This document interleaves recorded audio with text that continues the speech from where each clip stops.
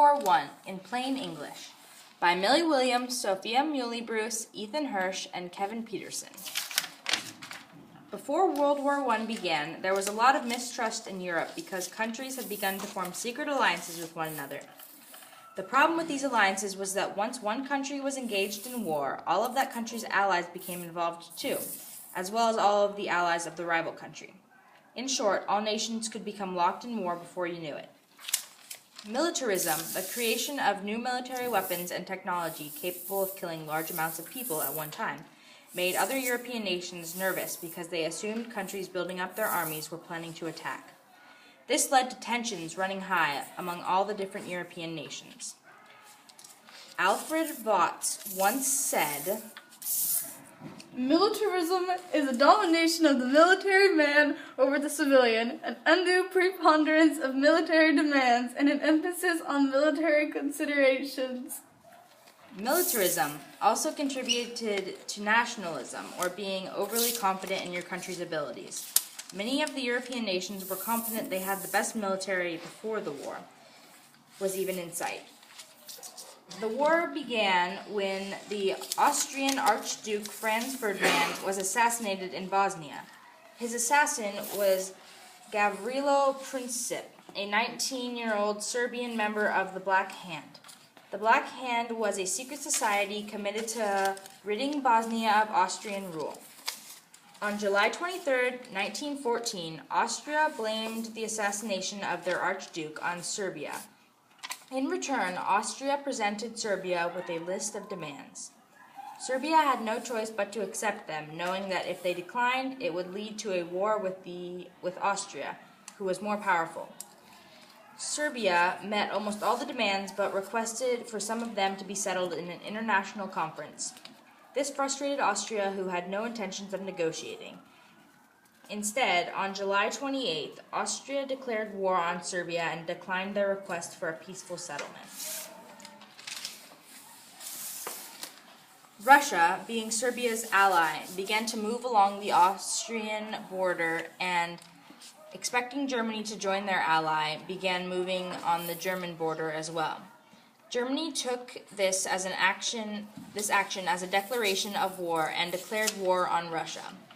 Then, expecting France to aid their ally, Russia and Germany also declared war on France, without waiting for them to take action. Soon, nearly all of Europe was locked into battle with one another, all because they had honored their alliances with other nations. The stretch of deadlocked warfare along the French border was called the Western Front. Germany's plan of action was to have a quick victory of France, then push to Russia, where a slow supply to its front lines was making Russia weak. This ambitious idea was called the Schlieffen Plan. In the beginning of Germany's battle with France, it looked like a quick victory would be easy.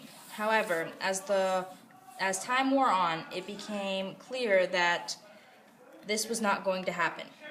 The Allies regrouped and attacked Germany, causing them to retreat.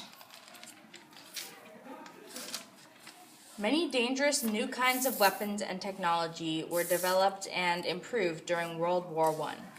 One such weapon was poisonous gas, a weapon introduced by the Germans but eventually used by all sides of the war. It caused a slow, painful death by burns, choking, and suffocation. The machine gun was improved during World War I as well, and was capable of killing a wave of enemy soldiers at once by firing automatically. Also, new vehicles of warfare were introduced. One such vehicle was the tank, an armorized vehicle on chain tracks that was first used by the British. U-boats, now called submarines, were introduced by Germany and were underwater warships that were effective at sinking other ships by using torpedoes, an underwater missile. Finally, World War I also introduced weaponized airplanes as a deadly and effective way of causing terror from the skies. All of this new war technology was supposed to make World War I a new kind of war, quick, easy, and effective. Because of these weapons, because they were so high-tech at the time. However, all they did was kill greater amounts of people in a shorter amount of time. This idea did not prove true, and war strategists were at a loss. The Eastern Front was a stretch of battlefield along the German and Russian border, along which many lives were lost. Here, Russians and Serbs were fighting against the Germans and Austro-Hungarians. At the beginning of the war, Russians and Germans were locked in battle, eventually forcing Russia into retreat.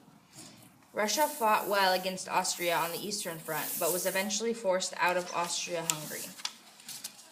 At the time of the early 1900s, Russia was near collapse because of their lack of resources and weapons.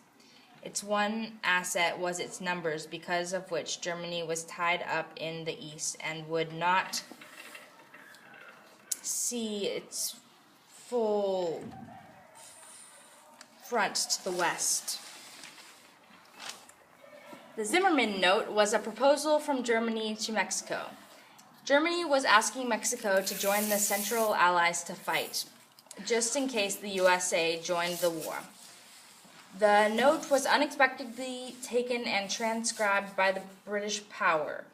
The British spread news about the Zimmermann Note, outraging American people. Much to Germans' awe, this note helped America gain support. Treaty of Versailles was one of the peace treaties of World War I.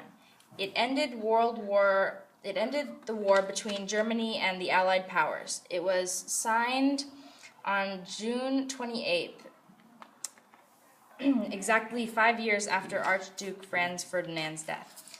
The Treaty of Versailles had good intentions of ending the war, but may have just stirred the pot even more with Germany. Rumor has it that the main, although hidden, reason was to punish Germany. If the treaty had its writers had treated Germany fairly, there wouldn't have been a World War II.